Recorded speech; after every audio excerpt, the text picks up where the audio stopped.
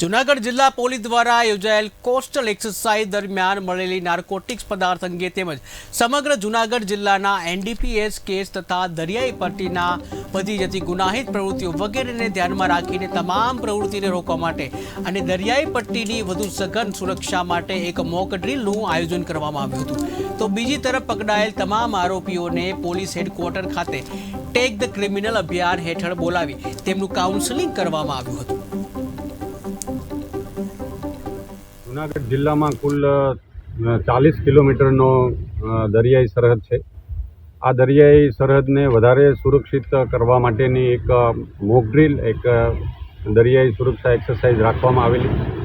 આ સમગ્ર એક્સરસાઇઝમાં કુલ 426 જેટલા અમારા પોલીસ જવાન, એસઆરડી અને જીઆરડીના જવાનો છે, એમણે આ સમગ્ર એક્સરસાઇઝમાં ભાગ લીધો છે.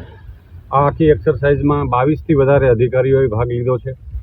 સૌથી અગત્યની બાબત એ છે કે દરિયાઈમાં બોટ પેટ્રોલિંગ પણ સાથે સાથે કરવામાં આવેલું છે. જમીન માર્ગ ઉપર 40 કિલોમીટરના 4 કિલોમીટરના એવા 10 ટુકડાઓ કરવામાં આવ્યા, જેની કુલ 10 ટીમ છે એ પાડવામાં આવી. દરેક ટીમ એમના નિશ્ચિત એવી જગ્યાએ એના લેટલોંગ ઉપર સવારમાં ત્યાં પહોંચી ગઈ. ત્યારબાદ એક સાથે એમનું વાયરલેસ કોમ્યુનિકેશનની સાથે એ 10 ટીમ પોતાનું ફૂટમાર્ચ કરી અને સમગ્ર 40 કિલોમીટર છે એ આ 10 ટીમે 4 કિલોમીટરના અંતરે ફૂટમાર્ચ કરેલો.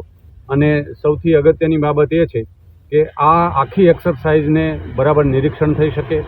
રૂટ ઉપર કેવા પ્રકારની ટેરેન છે, કેવા પ્રકારના મેનગ્રુવ્સના જંગલો છે, ત્યાં એવી કોઈ ગેરકાયદેસર પ્રવૃત્તિઓ છે કે કેમ, આનું બારીકાઈથી નિરીક્ષણ થઈ શકે એ માટે વિડીયોગ્રાફી અને ડ્રોન તો થઈ શકે, એની સાથે સાથે પેરાગ્લાઇડિંગ દ્વારા પણ આ સમગ્ર 40 કિલોમીટરનું રૂટનું નિરીક્ષણ પણ કરવામાં આવેલ છે. આ સમગ્ર એક્સરસાઇઝ દરિયાઈ સુરક્ષા વધારવા માટે, દરિયાના કિનારે કોઈ એવી ગેરકાયદેસર પ્રવૃત્તિઓ ચાલતી હોય તો એ પોલીસના ધ્યાને આવે. સાથે સાથે લોકલ જે સાગર ખેડૂઓ છે એમની સાથે પણ એક સંકલન થાય અને આવી કોઈ પણ દરિયાઈ સુરક્ષામાં છીંડા ન રહી જાય એ માટેની તકેદારીના ભાગરૂપે આ એક સમગ્ર ડ્રીલ છે રાખવામાં આવેલી હતી.